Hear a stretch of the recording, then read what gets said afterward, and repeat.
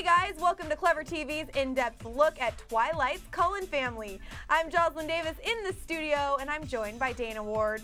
Now this might sound a little crazy, but the recent swine flu outbreak really got us thinking. Didn't Edward almost die in the big Chicago flu outbreak of 1918? With that in mind, we decided to do a little recap of the Cullen family's brush with death and of course, how they became vampires. Dana, is this a crazy coincidence or is it just me? Thankfully, this swine flu is now being reported as no more serious than the normal flu. Hallelujah. But back in the early 1900s, it certainly was quite deadly.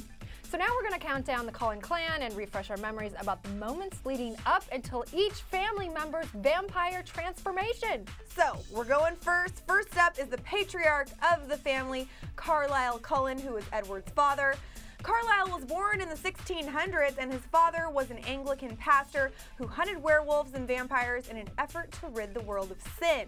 Now, Carlisle could never bring himself to kill any of these supposed vampires, but he was smart enough to be the only one to find a real coven of vampires living in the sewers of London. So while hunting these vampires, Carlisle was actually attacked and left bleeding, and a few days later, well, he was a vampire also. So, Dana, who's next? Well, up next we've got Esme. She is the wife to Carlisle and the adoptive mother to Alice, Emmett, Edward, Rosalie, and Jasper. She was born in 1895, but in 1921, after losing her child to a lung infection, she attempted to commit suicide by jumping off a cliff.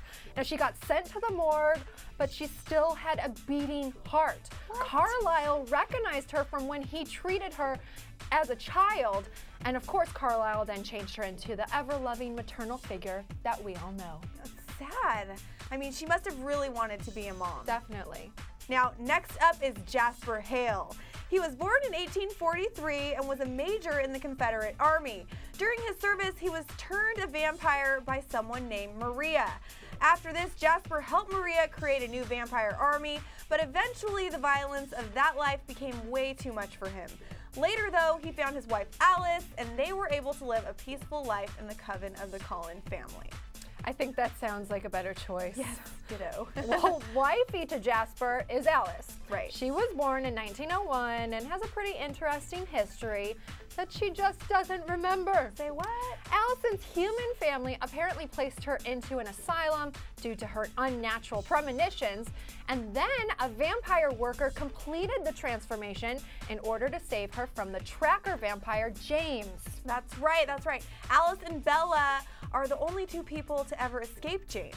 And that was such an important part of the first Twilight book. I mean, I can't even believe they totally left it out of the movie. What is up? Now we're talking about Emmett Cullen, who was born in 1915. Emmett's transformation came after he was mauled by a bear in 1935. Ow. Rosalie Hale gave him a second chance at life and asked Carlisle Cullen to transform him into a vampire. Rosalie carried Emmett over 100 miles, and after he became a vampire, they spent hardly any time apart because they were obviously soulmates. Wow, she carried him for 100 miles? I know, that's true love. Yeah, you're right on that one. Of course, Rosalie is next on the docket. Carlisle came to her rescue in 1933 after a group of men, including her then fiancé, beat her to near death. What? I wouldn't want to be any of those guys in a dark alley somewhere when angry Rosalie on the prowl. Oh, and it's much worse. Can you believe the now vampire Rosalie donned her first bridal gown and found her fiancé locked in a windowless room? Needless to say, not only did she give him a good scare, but she also tortured him to death. Now, last but not least is our favorite Edward. And yes, like I mentioned at the start of the show, Edward was transformed by Carlisle as the only alternative to death after he contracted the Spanish flu in 1918. After he became a vampire and the adoptive son of Carlisle, the two devoted themselves to a life of vegetarianism.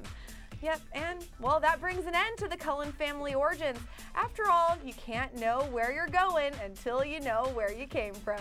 Smart thinking. That's right.